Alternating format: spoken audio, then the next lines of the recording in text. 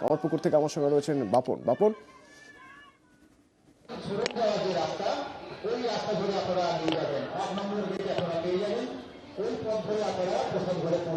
বাপন কি ছবি দেখতে পাচ্ছ তুমি এখন কামারপুকুরে, কি হচ্ছে?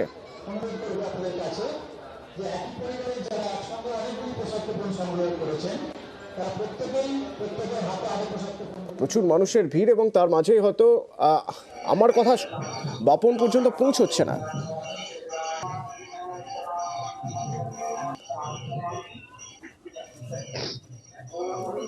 আর একবার চেষ্টা করে দেখা যাক বাপন আমার কথা এখান থেকে শুনতে পায় কিনা। বাপন, কামারপুকুরে এখন কি হচ্ছে?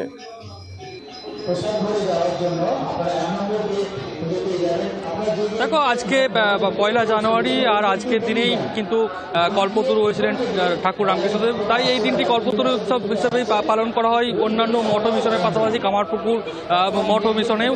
সকাল থেকেই কিন্তু ভক্তদের ভিড় কিন্তু একেবারে উপচে পড়া ভিড় লক্ষ্য করা গেছে। বিভিন্ন প্রান্ত থেকে ভক্তরা কিন্তু এই মঠে ছুটে এসেছেন। একেবারে ভোরেতেই মঙ্গল আরতির মধ্য দিয়েই রামকৃষ্ণদেবের পুজো পাঠ শুরু হয়। সারাদিন ধরেই কিন্তু ভক্তিমূলক যে গান বাজনা সারাদিন ধরেই চলে। যারা সাধারণ মানুষ তারা কিন্তু সকাল থেকেই যেমন ভিড় বাড়িয়েছে, তেমন যতই দিন পেরিয়েছে, যতই বেলা গড়াচ্ছে ততই কিন্তু ভিড়ও বাড়ছে। এই ঠাকুর রামকৃষ্ণদেবের কাছে তারা ছুটে আসছেন। তারা আজকের দিনে মনস্কামনা তাদের যা আছে তারা কিন্তু ঠাকুরের কাছে প্রার্থনা করছেন।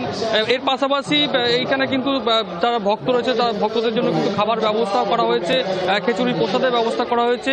স্বাভাবিকভাবে আজকের দিনটি কিন্তু একেবারে বছরের প্রথম দিন, তারা এই দিনটি কিন্তু এই কল্পতরু যে উৎসব এখানেতে পালন করা হয়েছে। শুধু কল্পতরু উৎসব নয়, বছরের প্রথম দিন, তাই নতুন বছরে মন্দিরে মন্দিরে পুজো দেওয়ার জন্য ভক্তদের ভিড়। যেমন বর্ধমানের সর্বমঙ্গলা মন্দির, সেখান থেকে শরদিন্দু রয়েছেন আমার প্রতিনিধি। শরদিন্দু, কি দেখতে পাচ্ছ সকাল থেকে?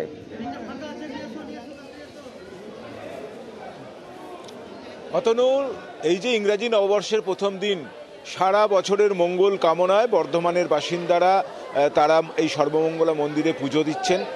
কারণ বর্ধমানের অধিষ্ঠাত্রী দেবী বলা হয় মা সর্বমঙ্গলাকে, এবং বর্ধমানবাসী যে কোনো শুভ কাজ শুরুর আগে এই মন্দিরে পুজো দিয়ে মায়ের আশীর্বাদ গ্রহণ করেন। তাই সারা বছর যাতে সুখে শান্তিতে নির্বিঘ্নে কাটে সেই কামনাতেই সকাল থেকেই এখানে কিন্তু ভক্তরা ভিড় করছেন, এবং দেখাই যাচ্ছে বেলা যত বাড়ছে ততই কিন্তু দর্শনার্থীদের ভিড় উপচে পড়ছে। তারা ভক্তিভরে লাইনে দাঁড়িয়ে পুজো দিচ্ছেন। অতনু, ধন্যবাদ শরদিন্দু।